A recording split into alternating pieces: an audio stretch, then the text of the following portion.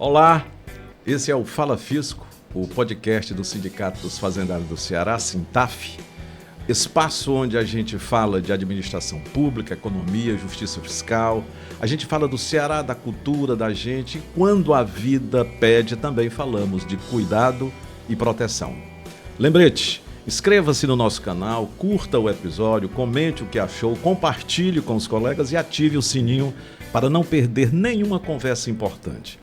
Como parte das ações do Sintaf para o mês de março, dedicado às mulheres, o Fala Fisco abre espaço para um debate necessário e urgente. Mulheres em risco, identificação e enfrentamento da violência de gênero. Nossa convidada é Amanda Mello, vice-presidente da Associação Marta, organização formada inteiramente por mulheres e voltada ao enfrentamento da violência doméstica e estrutural. Amanda é advogada, especialista em direito público, empreendedora social e palestrante. Foi conselheira jovem da OAB Ceará e desenvolve ações de promoção da cidadania e da equidade social. Amanda, bem-vinda ao nosso Fala Fisco. Obrigada, gente. É um prazer enorme estar aqui com vocês e que a gente possa ter uma troca muito enriquecedora nessa manhã tão especial. Muito bem. Também conosco a assessora de comunicação do Sintaf, jornalista Patrícia Guabiraba. Alegria tê-la conosco, Patrícia. Você que é a produtora do programa. Prazer, Tarcísio, estar aqui mais uma vez com você, dividindo a bancada aqui do Fala Fisco, nesse mês das mulheres, que é um mês para não apenas enaltecer o feminino, mas também um mês para a gente discutir, debater os avanços dos direitos das mulheres e hoje, mais especificamente, sobre o enfrentamento da violência, a prevenção, o cuidado, porque nós precisamos, de fato, proteger as mulheres, né? E, Amanda, nós começamos lembrando que no dia 6 de março, sexta-feira, a Associação Marta foi homenageada no Palácio da Abolição. Então, conta pra gente como surgiu a Associação Marta e esse nome tão sugestivo, Marta. Pronto, o que é que acontece? Sobre a homenagem que a gente recebeu, foi um momento assim, de muita gratidão mesmo pelo trabalho que a gente desenvolve. Essa homenagem, ela é um indicativo, né, uma sinalização de um projeto nacional lançado pelo governo federal em parceria com os três poderes, que é o Pacto Nacional de Combate ao Feminicídio. Então, é uma rede, né, que está sendo articulada entre os três poderes, uma ação coordenada entre os três poderes, para que tanto o Executivo, o Legislativo, o Judiciário e toda a sociedade como um todo possa se engajar nessa luta do enfrentamento à violência contra a mulher e contra o feminicídio. Porque quando a gente fala dessa temática, embora seja uma temática um pouco desconfortável, né? Mas a gente tende a achar que é um tema de polícia, quando, na verdade, é um tema que atravessa o Ministério do Trabalho, da Educação, da Saúde, porque, inclusive... Não é só caso de polícia, não, né? Não é só caso de polícia, né? Não é só caso do pessoal do direito, como as pessoas costumam falar. É uma causa e uma pauta que atravessa todos nós de alguma forma. Então, a gente está presente nessa homenagem, receber esse reconhecimento do governo do Estado pelo trabalho que nós desenvolvemos, realmente foi uma honra muito grande e também um lembrete, né, do nosso chamado, da nossa vocação, desse trabalho tão árduo que a gente desenvolve todos os dias. Por que Marta? Por que Marta? Vamos lá. Marta, ela, antes de tudo, as pessoas às vezes perguntam, é uma santa? Qual é a figura, né, da Marta? A Marta, ela é uma mulher anônima, como muitas mulheres anônimas, né, que a gente se cruza todos os dias, mas ela é a mãe de uma das fundadoras da associação e ela, infelizmente, foi vítima de violência doméstica por mais de 25 anos da vida dela e ela só conseguiu realmente quebrar esse ciclo depois de criar os filhos, de ter a segurança de que os filhos estariam em um ambiente mais seguro, porque existe muito, assim, quando a gente trata sobre essas questões de violência doméstica, de violência contra a mulher, a gente sabe que existem alguns discursos padronizados. E que, inclusive, esse momento aqui ele é importante para isso, para a gente trazer o quê? Informação para as pessoas. Porque em alguns contextos de separação, a gente sabe que os ânimos ali ficam aflorados e, às vezes, existe alguns protocolos muito padrões, que é da situação, assim, às vezes o cara que é abusivo, que é um agressor naquele contexto, ele coloca assim, se você se separar de mim, eu vou tirar a guarda dos filhos, você nunca mais vai ver seus filhos. E aí começa a ter esse tipo de narrativa e a mulher, muitas vezes, você considera que hoje a gente tem uma difusão muito maior de informação, o acesso, né, à divulgação nas redes sociais, o próprio governo estabelece isso como uma política pública permanente para que as pessoas estejam orientadas a respeito dos seus direitos. Então, essas narrativas, com o passar do tempo, elas vão perdendo um pouco mais de força, mas naquele contexto de mais de 25 anos, ela se viu extremamente amedrontada, né? Enfim. Isso não é uma coisa mais natural. Violência Isso. não é mais natural. Porque, às Isso. vezes, a própria mulher torna essa agressão algo natural. Talvez Mamãe era até assim, para proteger os vovó filhos era assim. também, né? Isso, a gente Naquele contexto, né? tinha muito esse contexto, né, de normalizar as condutas que são abusivas, que são violentas, né, porque o padrão social que vai se repetindo. E a Marta, que é a mãe de uma das fundadoras, passou por esse cenário, por essa violência durante muitos anos, mas conseguiu sair desse ciclo, conseguiu a separação, os filhos em segurança, recomeçou a própria vida, fez faculdade, hoje já tem a própria atividade profissional dela, é uma mulher incrível, que nos inspira todos os dias. Da potência a Maria da Penha, não é? Sim, não, Maria da Penha é um ícone, né, da nossa luta, carrega uma história de muita superação, de força, de coragem. E quando a gente fala sobre o mês que a gente comemora, o mês da mulher, né, a gente fala muito sobre exatamente isso que você comentou. A gente quer lembrar todos os direitos que a gente já conquistou, a gente quer marcar ali, ter um marco de, olha, daqui a gente não quer retroceder, mas é daqui para frente com mais lutas, com mais direitos a serem alcançados. E na prática, como é que funciona o atendimento na Associação Marta para as mulheres que chegam, pelo que eu vi, vocês têm um site, tem um Instagram, Sim, tem um temos. atendimento online. Tem uma sede, não é? Como Temos é uma que, sede, duas sedes, na Duas verdade, sedes. físicas. como é que chega esse atendimento na prática, no dia a dia, essas mulheres? Pronto, a Associação Marta, ela funciona, a gente tem uma sede física aqui em Fortaleza e a gente também tem uma sede física em Sobral.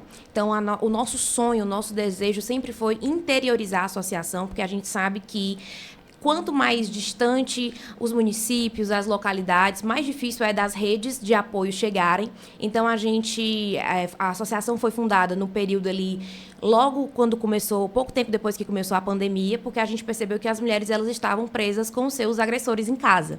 Então, explodiu nesse período índices altíssimos de violência contra a mulher, e aí a gente criou um mecanismo que funciona muito bem, que são os atendimentos remotos, né, via online. Então, a gente tem atendimento tanto psicológico como atendimento jurídico para mulheres vítimas de violência. Então, a pessoa nos procura ou via Instagram ou indicação de alguém que já ouviu falar sobre o nosso trabalho e a gente já encaminha o nosso site, a pessoa faz o agendamento, já tem a disponibilidade lá dos horários das profissionais que podem atendê-las e aí já é feito esse primeiro atendimento dessas mulheres que precisam de algum tipo de assistência. Eu já conheci um caso de uma senhora muito humilde que dizia: ele bate em mim, mas ele é um homem bom. Ele traz tudo para dentro de casa. Ele é o nosso provedor. Isso tende a sair do inconsciente da sociedade, não é? Sim. Ele bate, mas ele é um homem que provê. Sim. Equívoco. São narrativas, né? São narrativas culturais, que é justamente aqueles discursos que vão passando de geração para geração e que a gente precisa questionar. A gente precisa... aquilo que é bom a gente retém, mas aquilo que precisa de uma modificação a gente precisa realmente enfrentar.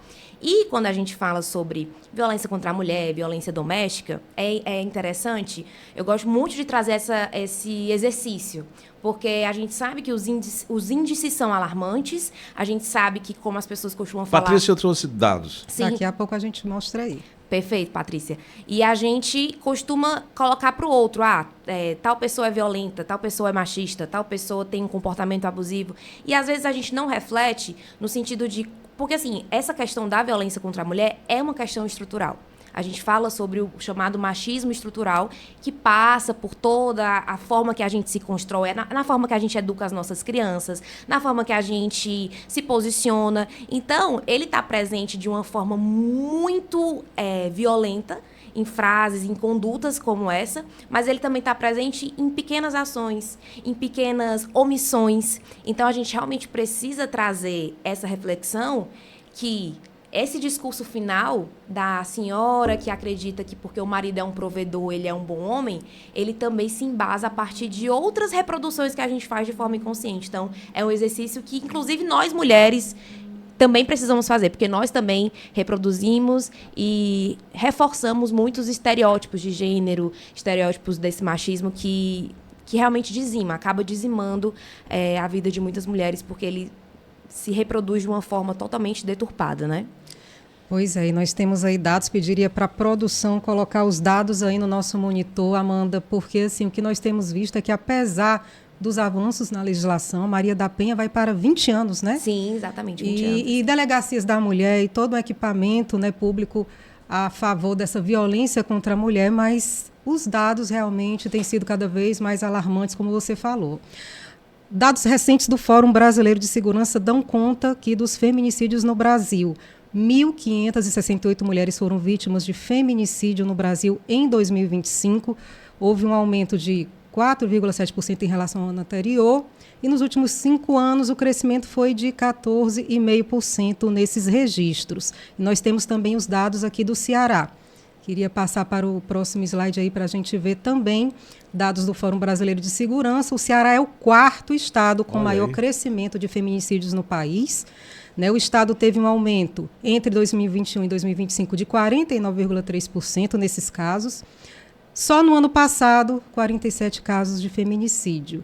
Então, tem mais um dado aí, não é isso, produção? Vamos lá. A lei que tipifica o feminicídio foi criada, em março de 2015. Desde então, 13.703 mulheres foram assassinadas no país só pela condição de ser mulher. Então, a partir desses dados que a gente vê no jornal, vê nos jornais, nas mídias, e ficamos estarrecidos com esse crescimento da violência, apesar de tudo isso, das informações chegarem. Você percebe também na Associação Marta esse crescimento, Amanda? Como é que tem chegado aí? Porque, de fato, são crimes terríveis que nós temos acompanhado, né? Exatamente, esses dados eles são muito alarmantes e eles são fatos, né? Eles indicam, um fato que a gente tem vivenciado, e algo que é muito importante para a gente trazer aqui para essa conversa é que, inicialmente, a gente tende... Foi exatamente o que eu falei bem no começo, né? A gente tende a achar que o problema da violência doméstica, da violência contra a mulher, é um problema de polícia ou é um problema de legislação. Então, a gente vai percebendo que, ao longo dos últimos anos, a gente tem tido uma atenção para o recrudescimento das penas. Então, a gente, a partir de 2015, como você citou, o feminicídio ele passa a ser uma qualificadora específica do crime de homicídio, ou seja, qualifica aquela pena a partir do momento que você mata uma mulher pelo fato dela ser mulher. A gente teve uma alteração também recente que alterou diversas legislações, como o Código Penal, o Código de Processo Penal, Lei de Execução Penal, que foi o conhecido pacote antifeminicídio, que passou a prever como um tipo penal específico o crime de feminicídio. Ele deixou de ser só uma qualificadora e passou a ter um tipo penal específico. O tempo de pena, né, era de até 30 anos e passou a ser até 40 anos para pessoas que cometem o crime de feminicídio. Então, assim, várias medidas elas vão sendo tomadas realmente para buscar essa proteção, para buscar a responsabilização, porque, de fato, é importante, é necessário, a gente precisa buscar, sim, a responsabilização dos agressores, mas a gente precisa pensar além disso. E é essa chamada que a gente tem que, inclusive enquanto cidadãos, enquanto sociedade civil, trazer além do sistema legislativo, do sistema penal. Como é que os poderes eles podem trabalhar de forma engajada para combater essa realidade? Porque aumentou a pena, mas o que a gente vê é que o número de violência, né, de atos violentos aumentou. Sim. Então, é uma questão de educação, de cultura mesmo, machista, que precisa ser enfrentada com muita disposição e coragem. Sim. Quando se fala de risco como contexto, controle, medo, isolamento, isso muda o jeito de enxergar o problema. Reforçamos, não é assunto de casal, é tema de direito e proteção. E para quem está nos ouvindo, reconhecer o risco não é exagero, mas o primeiro passo para se cuidar. Com certeza. A gente difunde muito essa perspectiva preventiva e educativa na Associação Marta. Para além dos atendimentos psicológicos e jurídicos, nós realizamos diversas atividades preventivas de fortalecimento das mulheres. Então, a gente realiza palestras em escolas, em empresas, em sindicatos. Esse mês, a gente está com a agenda aberta, inclusive, para diversas atividades nesse sentido. A gente tem uma equipe incrível de voluntárias, que são psicólogas, jornalistas, assistentes sociais, advogadas, estudantes, e que são muito engajadas realmente nessa proposta educativa, né? Bem rapidinho, eu quero alguém da Marta falando para os meus funcionários. Como é o contato? Perfeito, já está marcado, só precisa a gente agendar o dia. É só entrar em contato com a gente pelo nosso Instagram, que é Associação Marta. Lá a gente vai encaminhar um formulário que os interessados podem preencher, perguntando qual o público-alvo, idade, tema de palestras, e a gente sempre adequa muito ao público para o qual a gente vai ministrar essas palestras. Então, é só entrar em contato com a gente, que a gente organiza na nossa agenda e está presente sempre que possível.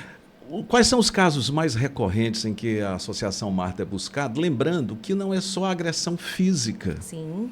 Isso impacta, inclusive, nos filhos. Uma discussão exacerbada, gritos. Isso impacta também na questão psicológica de todos que estão no entorno, né?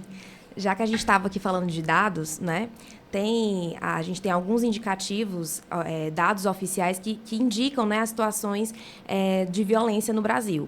Além do Anuário Brasileiro de Segurança Pública, a gente também tem o mapa da violência de gênero no Brasil, e ele está disponível na internet. Inclusive, ele tem até uma apresentação bem interativa, é fácil para as pessoas acessarem, e ele é uma iniciativa que compila dados do Ministério da Justiça, do Senado Federal, do Ministério da Educação, e tem um dado que me chamou muito a atenção quando eu estava lendo, porque nesse mapa diz o seguinte: de 7 a cada 10 mulheres que sofrem algum tipo de violência, elas têm uma testemunha daquela violência. Dessas 7 a cada 10 que têm testemunhas, 71% das testemunhas são crianças. Olha aí. Nossa. Então, quando a gente encara essa realidade, a gente percebe que, quando se fala de violência de gênero, de violência contra a mulher, não se fala só sobre a mulher. Se fala sobre os filhos, se fala sobre uma próxima geração, e isso traz para a gente ainda mais compromisso com as próximas gerações. Olha aí. Então, esse tema, por isso que a gente destaca muito, não é um tema das mulheres, não é um tema da Associação Marta, é um tema de todos nós. Inclusive, a gente gosta muito de destacar que a gente pede, a gente estimula que os homens, né? Tarcísio, estou conhecendo hoje, já convoca o senhor também para unir forças a nós nesse trabalho, porque pode contar conosco, né? É uma missão de todos nós, porque são os nossos filhos, sobrinhos, primos e toda uma geração que são impactados com essa realidade. Patrícia. A gente queria falar exatamente um pouquinho mais dessa questão da prevenção. Que sinais de alerta as mulheres devem ficar? Isso é bastante difundido, mas vale a pena a gente falar um pouco mais. Porque tem se falado de tantos tipos de violência, né? Que sinais, então, a mulher precisa estar ligada até para a prevenção, né? Perfeitamente. A Lei Maria da Penha, ela estabelece de forma nominal 5 tipos de violência, que a gente já ouviu falar, acredito, em algum momento. A violência física, que é aquela que a gente mais conhece. A violência psicológica, que tem tido um destaque maior. A violência moral, a violência patrimonial e a violência sexual. A violência física, acredito que é a mais difundida. A violência psicológica são aquelas atitudes de depreciação. Ah, você não vai conseguir. Olha, se você fizer tal coisa, você vai ver o que eu vou fazer com você. As limitações de autoestima, de capacidade da mulher. Jogando para baixo, né? Então, o controle excessivo. Então, aquele homem que eles tendem a confundir, a querer confundir o cuidado excessivo com o controle. A gente fala muito também de alguns termos como gaslight, que é quando existe... Gaslight. É um termo que acredito que as pessoas têm começado a ouvir falar, mas é quando você fala alguma coisa e você faz a outra pessoa acreditar que ela não falou aquilo. Não, eu não falei isso. Isso aí você tirou palavras da minha boca. Você tá ficando louca. Isso. Sabe? Isso aí eu não falei isso. Então, é a manipulação. É aquela manipulação de uma forma mais intensa. E a pessoa chega a acreditar que não rolou, né? Ou pelo menos se questiona. E a mulher começa a se questionar. Então, ela se sentiu ofendida, ela se sentiu subjugada, ela se sentiu desrespeitada e ela fala isso. E ele, não, eu não falei isso. Você que está criando coisas da sua cabeça. Então, existem diversos padrões de comportamento que eles precisam ser reconhecidos para ter um sinal de alerta. Olha, isso aqui eu não aceito, isso aqui não é saudável. E os homens precisam conhecer sobre esses comportamentos para que eles possam pensar em remodular esses comportamentos. Ah, mas é porque o meu pai fazia assim, o meu primo faz assim, o meu brother do trabalho faz assim.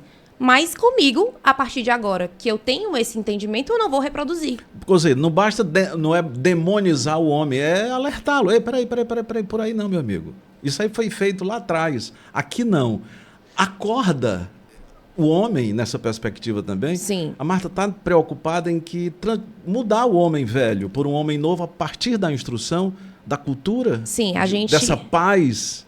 A gente tem um grande sonho que é de estabelecer grupos reflexivos para homens. Olha aí, porque grupos reflexivos para homens. A gente tem esse trabalho muito focado com as mulheres, que são as vítimas, né, que precisam de apoio, porque, inclusive, a nossa forma de sistema penal, ele foca muito sempre no acusado e na punição.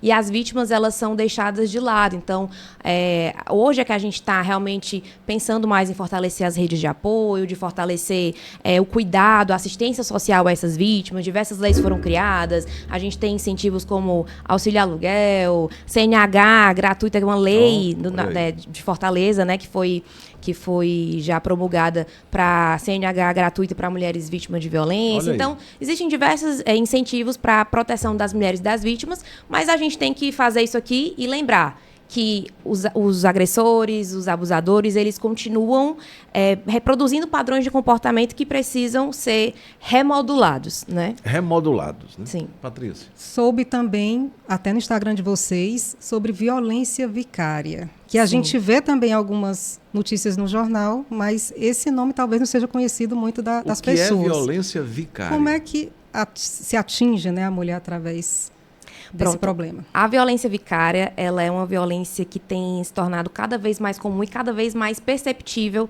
em processos de família. Então, em atendimentos, em processos de família, em escutas especializadas que a gente faz muitas vezes, né, com pessoas que a gente atende, a gente percebe esse padrão de violência, que é a violência cometida contra os filhos para atingir a mulher.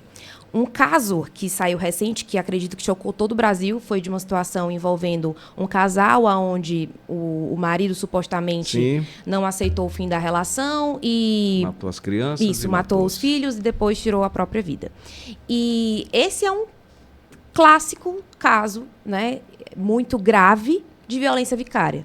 Para atingir a mulher, né? Ele quis atingir a mulher da forma mais gravosa possível. Então, a gente tem esse caso extremo, mas existem diversas condutas que configuram a violência vicária. Então, a chantagem, a ameaça de tirar a guarda dos filhos, a falsa imputação de alienação parental. Então, qualquer tipo de limite, às vezes, porque a mãe... Isso acontece muito. Então, o casal desfaz a união e aí eles precisam reconfigurar a convivência. E aí, às vezes, tem toda uma logística que passa a ser construída naquela família. Às vezes, o homem, não, eu quero ter acesso liberado a todo tempo à casa, eu quero pegar meus filhos na hora que eu quiser, do jeito que eu quiser. Ele quer ditar a regra de como vai ser a nova dinâmica familiar. E aí, quando a mulher muitas vezes tenta colocar uma organização, né, até para a rotina, enfim, para a nova construção da vida, ele, você quer me impedir de ver os filhos, isso é alienação parental. Então, assim, existem diversas formas de se construir narrativas querendo usar os filhos, mas a finalidade não é a proteção das crianças, mas é atingir aquela mãe. E toda vez que você atinge um filho para prejudicar a mãe, você está prejudicando todo o núcleo familiar. Eu tenho um cuidado mais ou menos assim. O casal está separado, tem 2 filhos.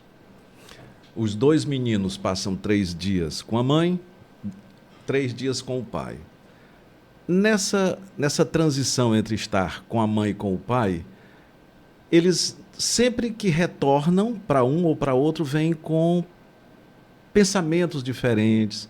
Ou seja, um lado tenta denegrir o outro tenta denegrir o um. Vocês também, na Marta, têm esse cuidado de proteger essas crianças para quando saírem de um para o outro ou do outro para um, eles não sofrerem esses impactos psicológicos? A gente realiza o atendimento psicológico jurídico para mulheres que estão em situação de violência. A gente também passou a ter o atendimento para crianças e adolescentes que estão em situação de violência. A gente não tem tanta ingerência em algumas realidades de divórcio, porque a gente não atua no processo, a gente atua com o atendimento e a orientação jurídica. Mas o que a gente sempre faz, né, durante as orientações jurídicas que a gente realiza, é justamente sempre falar sobre o melhor interesse da criança, sobre a importância de proteger o bem-estar da criança, e a gente sempre difunde muito isso, porque quando a gente tem um atendimento que envolve criança, a prioridade e o cuidado primeiro vem para ela e depois a gente começa a reconstruir toda essa orientação para os demais familiares. Mas, de fato, é um desafio e é importante, sim, que haja o respeito, haja a maturidade, né, dos familiares para que respeitem aquele vínculo tão sagrado que é um vínculo familiar para aquelas crianças. Verdade. Amanda, a gente sabe que um contexto assim tão difícil ninguém atravessa sozinha, né? Sim. Então precisa da ajuda da família, uma amiga, alguém, um colega de trabalho que percebe uma agressão. Então eu queria que você falasse para a gente sobre duas questões: como a gente pode ajudar sem invadir tanto a vida ali daquela mulher, mas sendo amiga, né, fica até mais fácil, mas em alguns contextos, e também dos equipamentos públicos, o que de básico a mulher pode procurar para ter esse direito, para ter esse cuidado, né? Porque às vezes a mulher não sabe nem por onde começar, né? O que de fato ela poderia se albergar ali, se abraçar para ter construir uma nova vida, né? Perfeito. Sobre como ajudar mulheres em situação de violência. A primeira coisa que nós, enquanto pessoas que vamos ajudar, a gente tem que se colocar numa condição de não julgamento. Então, discursos do tipo: não saiu antes porque não quis. Tá lá porque gosta de apanhar. Tá lá porque gosta de ficar nessa situação. Isso é uma sem vergonha porque fica nessa... Então, são discursos que a gente escuta corriqueiramente. E a primeira hoje, né, coisa que a gente precisa fazer é romper com esse tipo de discurso. Não cabe a nós julgar porque uma mulher permaneceu ou não dentro daquela relação. As causas são complexas, densas, muitas vezes... até de cunho espiritual. De todas as esferas. Então, assim, não cabe a nós querer a resposta. Cabe a nós fazer o que nos cabe, ajudar.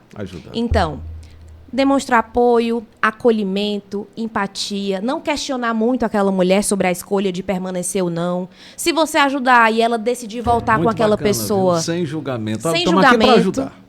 Né? Existe um padrão de comportamento quando a mulher ela está sendo vítima de violência, principalmente de violência psicológica. Uma das coisas que essa situação de violência faz com ela, que esse agressor faz, é isolar dos amigos, da família. Então, às vezes, se é uma companheira de trabalho que se afastou, uma amiga que se distanciou, se demonstre presente, disponível, a escuta dela e fortaleça a autoestima, a autonomia dela. Então, a gente... convites, momentos para descontrair com aquela mulher, porque às vezes são em momentos espontâneos que ela vai compartilhar uma situação que ela vivencia de dificuldade. E sobre a rede, né? Isso é só uma das coisas que a gente pode fazer para ajudar. E na rede de acolhimento, né, dos encaminhamentos que essas mulheres podem fazer, primeiro, uma mulher está passando por uma situação de violência. É uma violência... Ela primeiro escuta a vítima, né? O que é que você quer fazer com isso? A gente precisa tomar as medidas cabíveis. Então, é procurar delegacias especializadas. A gente está aqui em Fortaleza, nós temos a Casa da Mulher Brasileira, nós temos 2 sedes, uma no Couto Fernandes e outra na Praia do Futuro. Dentro do nosso estado também nós temos algumas casas da mulher espalhadas no nosso estado, mas é isso, procurar uma delegacia de preferência, uma delegacia especializada, onde a escuta, o atendimento vai ser mais direcionado para esse perfil de crimes, e falar para a mulher que ela tem opção, ela tem uma rede que pode apoiá-la. Então, procurar a delegacia, procurar organizações que trabalhem com mulheres, por exemplo, a Associação Marta é uma dessas associações. A gente tem essa proposta, tanto dos atendimentos, mas a gente também tem uma proposta preventiva. A gente tem um projeto muito incrível, que é um ateliê de macramê, né? A gente, na nossa sede... Ateliê de... de macramê. É uma arte manual parecida, não é parecida com o crochê, mas ela lembra um pouco porque ela é um trabalho com nós. Então a gente tem uma oficina de macramês para mulheres, então elas passam a desenvolver uma nova atividade, elas ganham mais autonomia, mais confiança, desenvolvem capacidade às vezes até de venda, de comércio, que elas às vezes não tinham essas habilidades. Então, procurar se inserir, né, em grupos onde possa fortalecer essa rede de apoio, buscar sempre o atendimento psicológico para conseguir enfrentar essa situação de uma forma mais resiliente, de uma forma mais resolutiva, mais firme. E a gente também tem o Marta em Movimento, que é um projeto também da associação que foca nessa questão da saúde, do bem-estar. Então, a gente já promoveu aulões gratuitos de Muay Thai, a gente já teve aulão de yoga. Então, essa coisa, a mulher em movimento, a mulher com vínculos com outras mulheres, com outras pessoas. Quantos atendimentos vocês têm atualmente?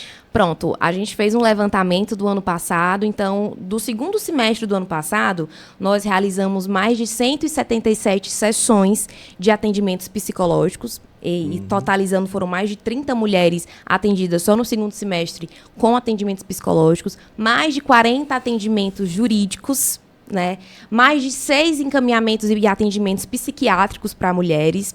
Então, nós realmente, fora as palestras, as formações, os cursos, né? Mas a gente tem aí conseguido atingir um espectro bem significativo. Eu voltaria rapidinho, estamos terminando, para a prevenção. Como é que a gente faz essa prevenção? Qual é o sintoma que uma mulher pode perceber que a coisa está degringolando e aquilo pode partir para algo mais complicado?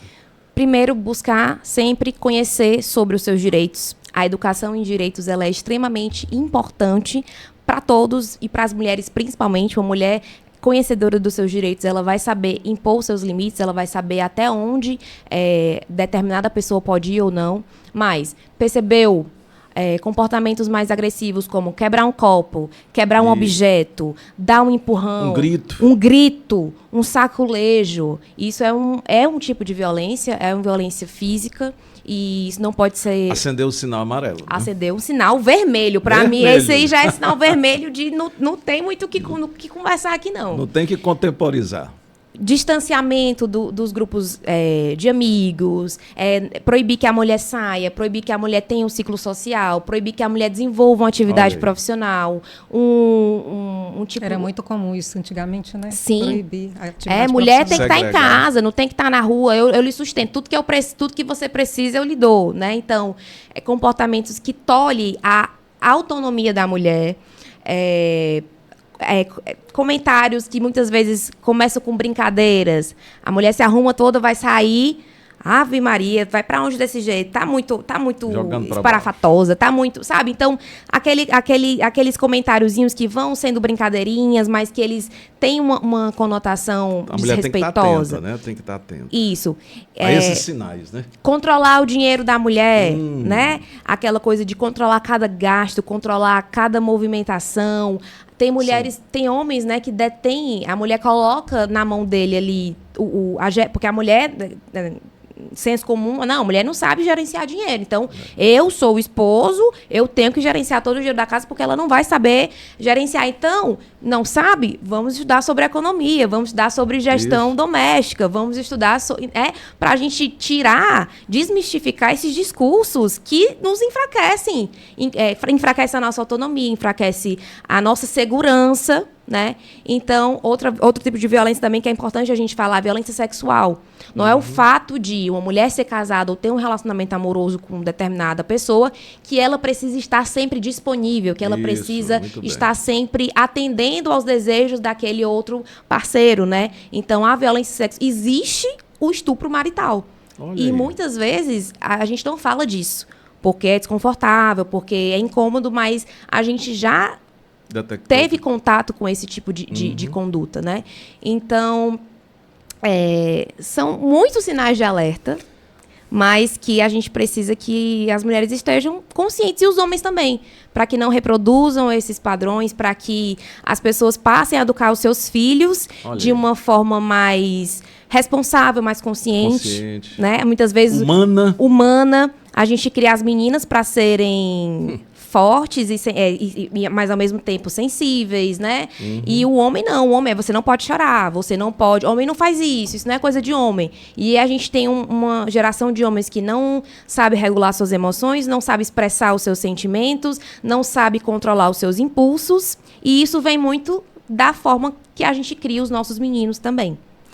Então... É denso, é complexo, a gente pode marcar uma parte 2 de conversa. Muito bom. Mas é isso. A mensagem que fica, estamos encerrando, violência de gênero não é assunto privado.